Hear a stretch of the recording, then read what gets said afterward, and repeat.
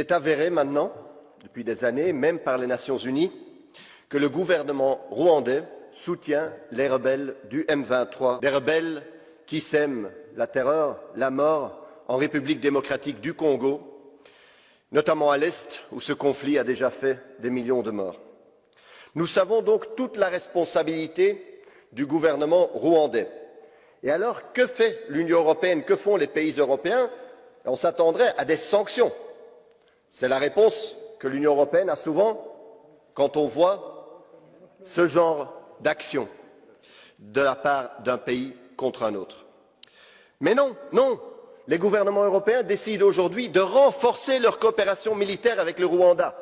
La France, notamment, annonce un renforcement de sa coopération militaire.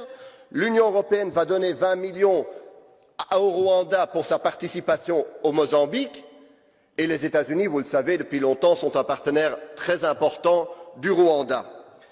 Tandis que vous savez qu'aujourd'hui, s'il y a un État qui vend des armes à la République démocratique du Congo, il doit notifier les Nations Unies, ce qui ralentit, voire empêche, évidemment, la livraison des armes à un pays trop souvent et si souvent agressé.